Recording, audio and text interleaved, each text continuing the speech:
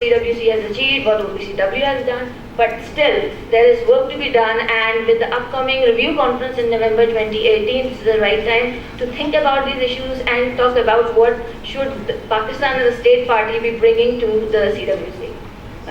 Next slide. So this is only like everybody has been talking about. We have 192 state parties. That's a milestone. So what's the problem? Already you have 98%. Next slide, please. OPCW, what it is doing, it is implementing, but this has been repeated. Next slide, please. So what is the challenge? The first challenge is universality.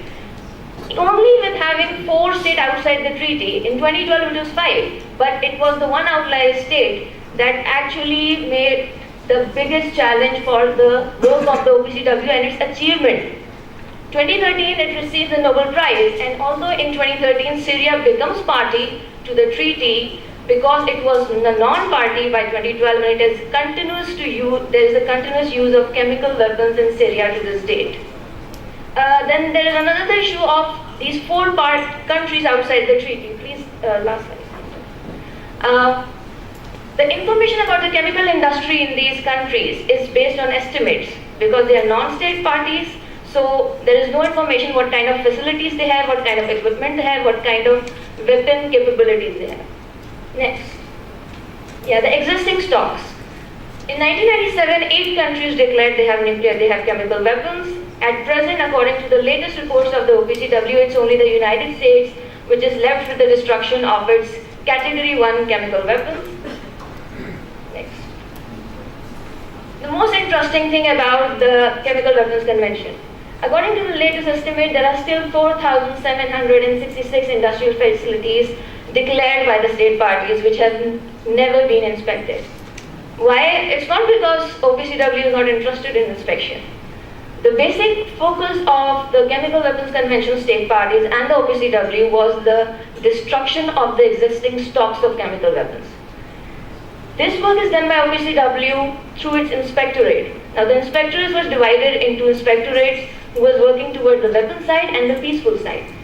This included the capabilities, the resources, and the financing. With the almost destruction of the chemical weapon, now OPCW will be shifting its focus towards the industry. But this is again a challenge because the industry has not stopped, it is continuously growing. So this is a big gap that OPCW would have to address. Next. Another issue which has not been mentioned today is the old and abandoned chemical weapons. Chemical weapons is not a new phenomenon. Old weapons, these are weapons that were produced before 1925 or between 1925 to 46. These weapons might not be of use, but they need to be destroyed. Those before 1925 can be destroyed by the state parties and they have to just report it to the OPCW. But those that were made during 1925 to 46, even though they are not of use, they have to be destroyed as per the requirements and the technical specifications of the OPCW. And they are verified by the OPCW inspectors like it is mentioned in the slide. Then there is the abandoned chemical weapons. These are chemical weapons that were left within a state by another state. To this date, there have been only 4 incidents where state parties have come forward and said that they have chemical ammunition left on their territories. China is a glaring example where the Japanese left around 350,000 munitions on the Chinese territory. But after joining the CWC, they developed a joint mechanism and they continue to destroy these abandoned chemical weapons. Next slide. Again, the advances in science and technology. The most important thing about the Chemical Weapon Convention is it addresses technological aspect of weapons. Science and technology forms the key provisions of the treaty, ranging from its definition of what is a chemical weapon, how to develop national implementation measures, how to make national declarations, and how to verify it as well.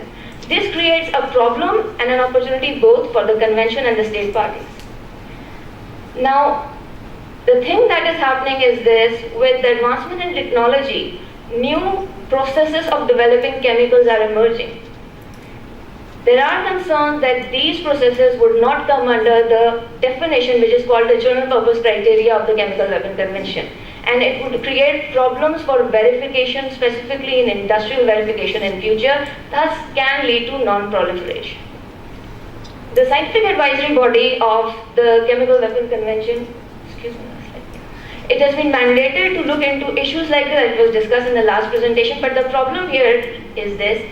The scientific advisory body works on the mandate and it only makes recommendations to the Director General of the OPCW.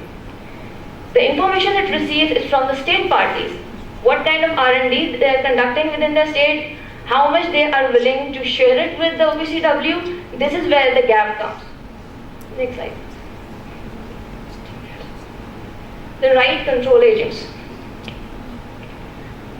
We have been talking about chemical weapons since morning. Now, within the convention itself, the category of right control agent is very interesting. Even during the negotiation, it was a contentious issues between the state parties. That's why I raised a question mark on the post article, where the definition of chemical and the prohibitions of the convention is placed. There was a question of what should be prohibited and how the right control agent should be controlled. Right control agents are agents like tear gas, the simplest of forms. So what the countries did, that they agreed that no country which is party to the treaty will use these right control agents for weapon purposes, for use on warfare, but they will be used in law enforcement. To this date, there is still a debate within the OPCW what kind of these right control agents are being developed by countries, because although 138 countries have declared the right control agents, these reports are not updated with the OPCW regularly. And then the quantity they use and the legal dimension of they using that. Next one. The use of chemical weapons. We have heard about the use of chemical weapons in Malaysia, the UK and Syria. What is the problem? The problem is that both Malaysia and UK are state parties. But in Malaysia, this weapon was used against the national law of a non-state party. And there is no procedure for attribution. Can OPCW intervene, because Malaysia has taken its domestic measures in handling this issue? But it was a nerve agent, a category 1 agent that was used. So how does the chemical weapon non-proliferation disarmament regime can handle such issues? The next is United Kingdom. In UK, the use of this chemical agent, interestingly, the agent identified Novichok. The OPCW says that yes, it is a nerve agent, but it does not say that it is a Russian origin agent, because Russia never declared Novichok in its arsenal. According to estimates and academic information available, Novichok was possibly a 4th generation nerve agent which Russia was probably working in its R&D, and it was only declared when some USSR scientists defected to the US. So I'm not talking about the political nature of the discussion which is happening around in the media. I'm talking about the technical aspects, because Chemical Weapon Convention works on the technical parameters of identification and verification. So this is a challenge. How can the convention address it? Last, Syria. Next slide, please. So we have heard about the continuous use of chemical weapons in Syria. What is the problem? Next slide. Syria is a state party now, but there are continued use of chemical weapons. So does this mean that the OPCW and the joint OPCW-UN mechanism cannot do anything when chemical weapons are being used within a state party which is in a conflict? And not only it can prevent, it raises the questions on the verification mechanism of the OPCW, because OPCW verified in 2014 that Syria has declared and handed over and destroyed its chemical weapons stockpile. Also, the fact that this issue has become politicized, and it also politicized the work of the Chemical Weapons Convention. This is a serious challenge because CWC works on consensus, and to this date, that has been the primary cornerstone of its success. In the upcoming review conference, this is one of the major issues I think that should be addressed, that in cases like Syria, where OPCW cannot operate on its own, what would be the future trajectory of action for the OPCW and UN joint mechanisms? Next slide. Way forward.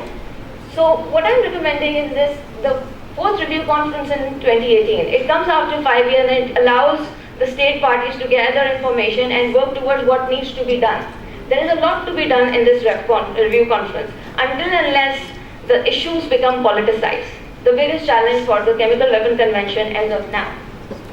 Also, there is no question that there is need of universal disarmament. Countries that have weapons have to destroy, and CWC state parties and OPCW have to find a way to convince states that are outside the treaty to join it and ensure that if they have weapons and stockpiles, they are destroyed.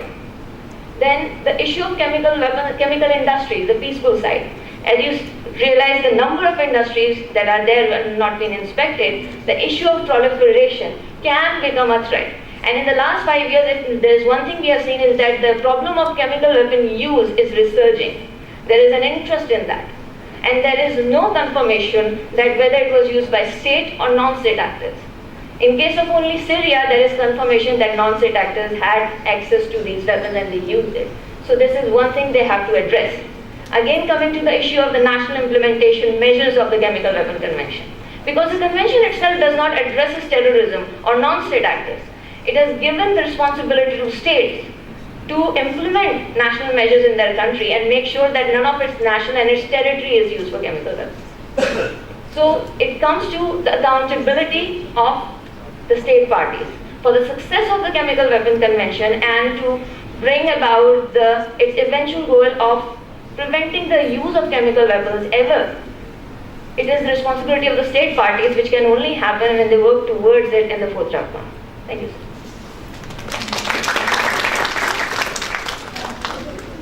Hi, ladies and gentlemen.